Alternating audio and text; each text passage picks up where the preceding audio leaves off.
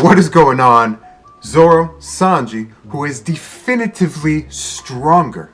Now, this is an argument that has been going on in the One Piece fandom since the introduction of Sanji, since the beginning of One Piece, since before the Grand Line. And honestly, between both of you, Zoro, Sanji fanboys, smell like bitch in here. All y'all smell like bitch to me. And I'm here to correct that. I'm here to bring peace. I'm here to... That being the case, that being said, how are we going to do this? Well, I'm going to split this up into about, 8 or 9 parts, because I tried to sit down and record the whole thing. Alright, let's not exaggerate. I was about 3 hours into the discussion, and I'd only gone halfway through, and my stamina was going down. Listen, I'm not a seasoned YouTuber, okay? I'm new to the game, and talking for 3 hours straight, it gets you fatigued. I was fatigued. I'm not out here reviewing every single series in the game. My vocal cords aren't ready for all that. So, for my sanity and for my health, I'm gonna go ahead and break this into individual parts, put it in a playlist, and then you'll be able to watch them as they come out. Or if you're watching this a little bit in the future, you can just go on right through the episodes. So, that being out of the way, how did I do this? Well, first, I went back into the story of One Piece, and I went ahead and I read every single arc. Not in its entirety, of course, that would be insane. I actually just went back and skimmed through, got through most of the arcs. I didn't read every single arc, just the ones where Zoro and Sanji's fights are in, or where they're showcasing some strength, some kind of move, or some kind of attribute to strength. So what did I go back and look for? Physical strength in terms of force of acting upon outside objects and characters, speed, intelligence, endurance. I kept it simple, kept it fair. Also, I think it's important to establish right here and now that I am a personal believer in the fact that the harder the obstacle you face, the stronger you will become afterwards. I don't think that if you went out and climbed a 20-meter wall every single day, and I went out and climbed a 50-meter wall every single day, and we got in a race for an 100-meter wall, that you would complete it faster than me. I don't think that makes sense in our human terms, in our human world, and that doesn't make sense in the One Piece world. If that were the case, then Nami, Frankie, all of the characters would be on a roughly similar level. They're not. Luffy is obviously the crowning king of the crew when it comes to strength in a general sense. However, Zoro and Sanji, there's a big debate, obviously. That's what inspired me to make the video. So, that being it, let's move right into this. To be fair, I'm not going to include anything that happened before the Baratie arc. Why is that? Well, Sanji and Zoro need to be compared side by side. So, everything before that, Zoro fighting with Usopp's arc, Zoro fighting in the Buggy arc, Zoro being a pirate hunter before the beginning of the story, going out and purposefully finding people to improve his strength, we're not including any of that. Sanji, before he was introduced into the story, being a cook on a pirate ship, being trained by Red Leg Zeph, a pirate himself, all that we're not going to include. We're going to say that Sanji and Zoro, at Sanji's introductions, that they were even. I think that's fair. I think that that's the only way we can really logistically approach this. That being said, in this arc, there's not much really going on. And it's saddening to say that because it is the first arc that Sanji is introduced. However, what we do see from Sanji is him taking out full body, which we're gonna just throw to the side. Get it out of here. I don't want to see it. I don't want to talk about it. It was just a one-shot, and a low difficulty one-shot. The second thing that he does is he goes up against Gin or Jin. Now, he got his ass handed to him. No. I'm getting a little bit too carried away. Let's say that Gin served him his ass, and that it was a very good fight to watch, but it was short-lived. It was cut short because Gin couldn't finish the job. However, Gin did say, or Gin, that Sanji was not a match for him. So, what does that mean? Well, nothing. Because I'm not going to sit here and tell you that Gene was on or Gin was on a certain level when I don't really know what level he was on at that point in the story. I just don't know. We knew that he was a notorious manslaughterer, and that's about it. That's all we know about that confrontation.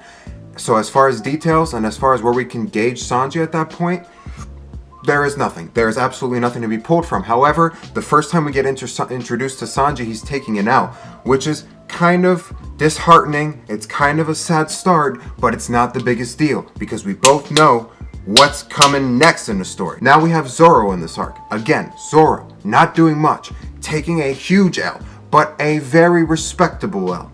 An L that is excusable. An L that is completely excusable because it is Mihawk. It's your boy Mihawk. Come on now. Come on. The strongest swordsman going up against pre-Grand Line, pre-New World Zoro. So obviously these two characters at this point in the story, I'm going to say that they were even. There's nothing to be drawn from the Baratier arc. That's about it. Before the Arlong Park arc starts, we see Sanji take out Momo the cow. Is that a really good indication of his strength? I'm gonna say yes because it is the first time that we see Sanji doing something in terms of strength, in terms of physical strength. However, Luffy, Zoro, Sanji, at this point in the story, they could all equally take out Momo the sea cow. They were all taken out Sea Kings at this point in the story. They were all incredibly already strong. So we're putting that aside. Now, Sanji's fight versus Kurobi. Well, okay, now we get something. Now we get something of substance. Sanji versus Kurobi. In his fight with Kurobi, Sanji is in the water for the majority of it. Now, a fishman we don't know how many times stronger than a human underwater, but we know 10 times stronger on land. We know even stronger in the water. So Sanji was at a major disadvantage. So what are the processes of the fight? What are the steps that we get until the finale? First, Sanji is getting his ass handed to him. He is being plunged at very far depths. Now we don't know how far, how deep was that ocean in the Arlong Park Bay, but I think it's safe to assume that it's pretty damn deep if blood was coming out of Sanji's mouth. That is true, that there was blood squirting out of his mouth after he had said that he was out of oxygen, that he needed oxygen. So his endurance is being put to the test. We can say that it is an obstacle. First obstacle we get for Sanji, and that he overcomes. Then he uses his intelligence to overcome his opponent. Not strength, not speed, his intelligence. Endurance a little bit, but mostly his intelligence. He uses the knowledge he has of fish to get air out of his lungs. Now, I don't know where the air came from, if I'm being sincerely honest with you. Maybe he filled up his cheeks and blew it in, because he did say he was starved of air. However, it's not that big of a deal. The air comes out and he blows it into the gills of Kurobi, overcoming his opponent, a fishman, in water. Impressive. Worth mentioning. Then, when they get back on land, Sanji just wipes the floor. Clean up on Isle Kurobi. This man was spilled. This man was done after Sanji took care of him. So, was Kurobi a strong fighter at that point? Well, yes. First of all, a fishman 10 times stronger than a normal human. So we already know that Sanji is a superhuman. At this point in the story, before the Grand Line, before the New World, before anything, he is a superhuman. Point blank, period. Now, Zoro. Zoro. Okay, let's get into this. Zoro was at an extreme handicap at the beginning of his fight. Extreme. It is stated multiple times during his confrontation with the Arlong pirates that the wounds that he sustained from Mihawk would have killed a normal human being. On top of all of that, on top of the wounds, by the way, that we see, I'll put the picture up, Arlong showing us, like, it was a serious wound. It was cutting into his chest where his heart is, I believe. My memory could be escaping me, but I believe it was. Now, that made Arlong shook. So, already from the beginning of the fight with Hachi, his only fight in this arc, he was at an extreme disadvantage. He was already I would say at 25%, or let's say 50%. He was at 50% already. His fight with Hachi was nothing for him. I would say it was a mid-difficulty fight. I would say that Zoro had equal of a time as Sanji did on land with his fisherman opponent. So, what does Zoro do? Well, he breaks 3,900 pounds or so. I think it was 6 tons. I had the exact calculation calculated up. I'll put it on the screen. He broke that with his sword. On top of that, being wielded by Hachi, an octopus fishman who is 10 times stronger than a human. And on top of that, Hachi being a general in Arlong's pirate crew. So, what does that mean?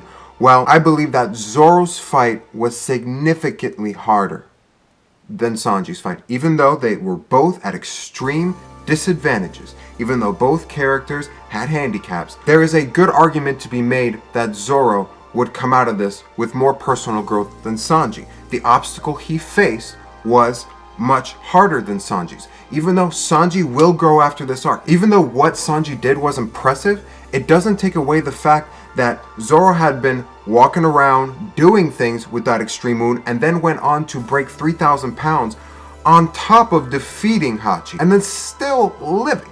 So from this arc moving forward, Zoro gets a step ahead of Sanji, considering that his durability will be greatly increased due to the injury and doing the fighting during the injury, due to his physical strength being showcased at a level that we had never seen it before.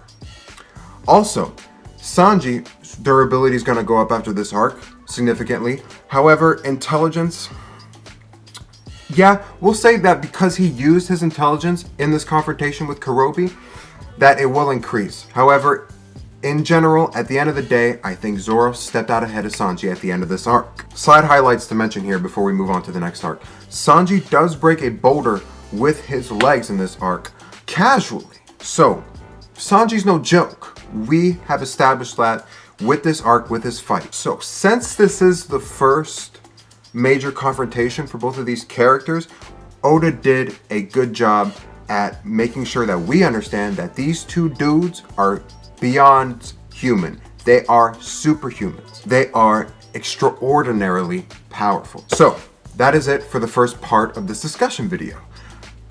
To reiterate, by the end of Arlong Park, Zoro had pulled out in terms of general strength against Sanji.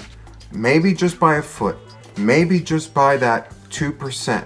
But the fact that he was on death's door, almost. The fact that he was still able to break 3,000 pounds.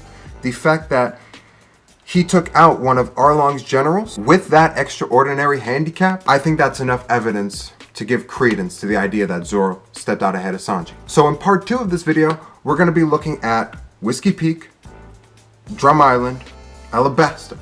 Hope to see you there. Leave me a like or a dislike to let me know how I'm doing. If you were bored, if you're entertained, if you love me, if you hate me. Leave a comment down below if you agree or you disagree. We can go at it in the comment section. Subscribe to join the crew, and I'll see you in part 2.